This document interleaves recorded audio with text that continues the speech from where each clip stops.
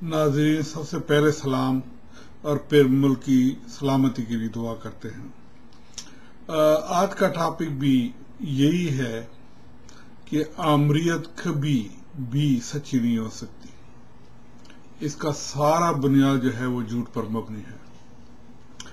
इस हवाले से बहुत सारी बातें हो सकती हैं, लेकिन मैं जनाब मुशर्रफ के गैर कानूनी तौर पर आने के बाद जब पहली दफा न्यूयॉर्क आए तो हिल्टन होटल में उनके साथ एक जलसे को खिताब कर रहे थे, तो उस वक्त मैंने अंदाजा लगाया कि वो जो बात कर रहे हैं नवाज शरीफ के हवाले से कि उनको हटाना क्यों जरूरी था, वो सारा सच पर मबनी था। और जहाज के हवाले से जो भी बातें थी, उसकी जो एक मंतिक है वो इतनी बेसरोपा थी कि यकीन नहीं आया कि कैसे ये अवाम को ये बातें बताकर उनको ये अहमक बना लेते हैं या उनकी बनाने की कोशिश करते हैं।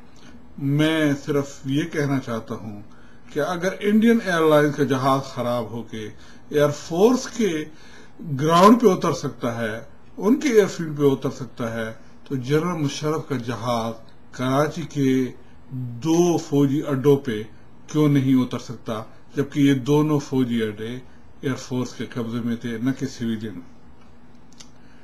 दूसरी बात, जो दूसरे दिन उनकी जो एक प्रेस कॉन्फ्रेंस थी रोजवेल्ट होटल में, मुख्तसर सी कॉन्फ्रेंस, मुख्तसर से लोग थे, I was one of them.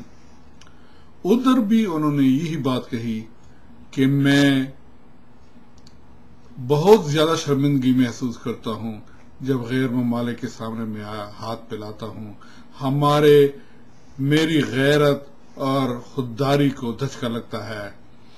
और सबसे अजीब व गरीब बात ये कही कि मुल्क पर बैरूनी कर्जे जो हैं वो 22 बिलियन डॉलर के हैं, और एहतसाब ब्यूरो ये जो कर्जे हैं जो जमा करेंगे इन लोगों से जिन्होंने अदा नहीं किए, वो 30 बिलियन के बनते हैं।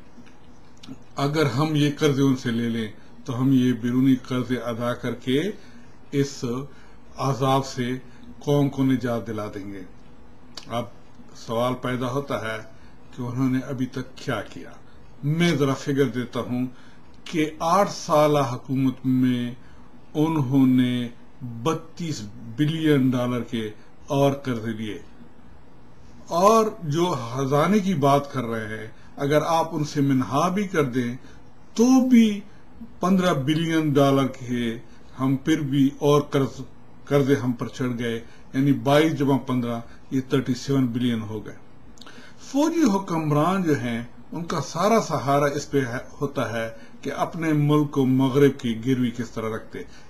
इस सीधे सादी बात का सबूत ये है कि सन 58 तक जब मार्शल अयूब खान नहीं आए थे, उस वक्त तक मुल्क पे कर्जे जो है वो न होने के बराबर थे।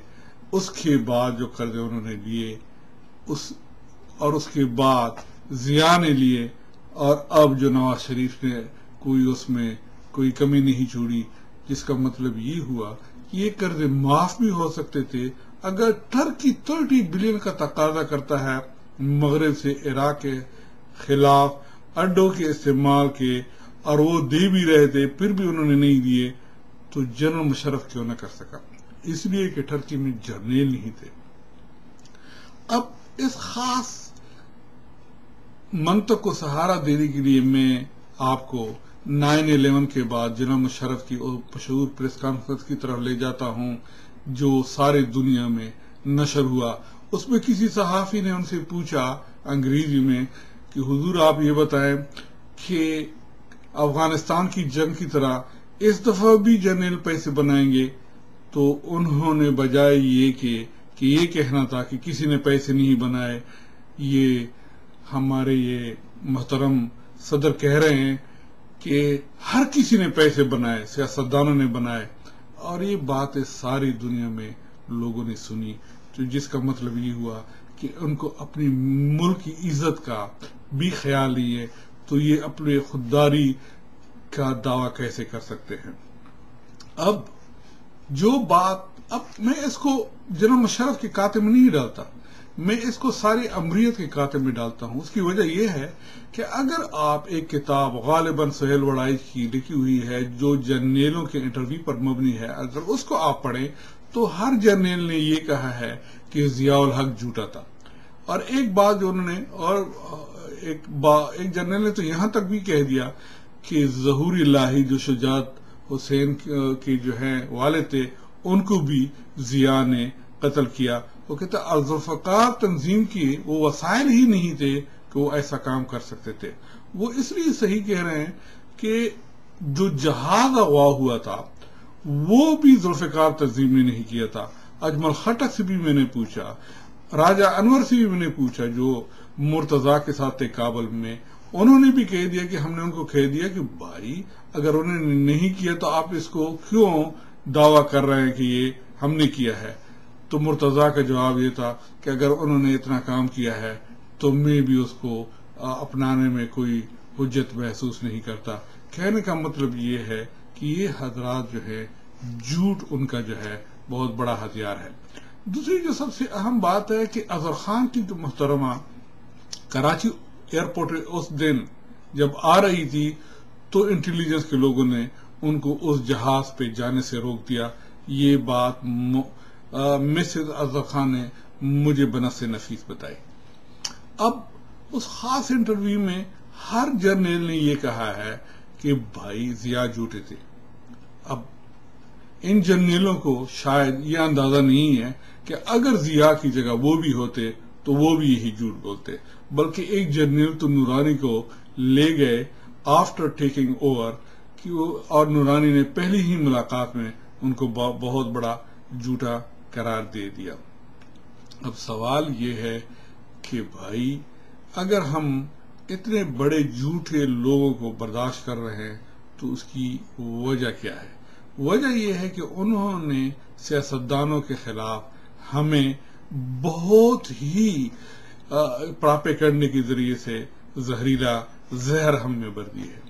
انسان کا جو دماغ ہوتا ہے وہ شیشے کی گلاس کی طرح ہوتا ہے، اس میں آپ کوئی بھی رنگ بھر سکتے ہیں، اور یہی کچھ ہم دیکھ رہے ہیں کہ ہمارے عوام جو ہیں وہ ان لوگوں کو سن کے یہ یقین کر لیتے ہیں کہ یہ سچ بول رہے ہیں. امریت کا جو دوسرا حربہ ہوتا ہے وہ جسٹس سسٹم اور اصولوں پر ہوتا ہے.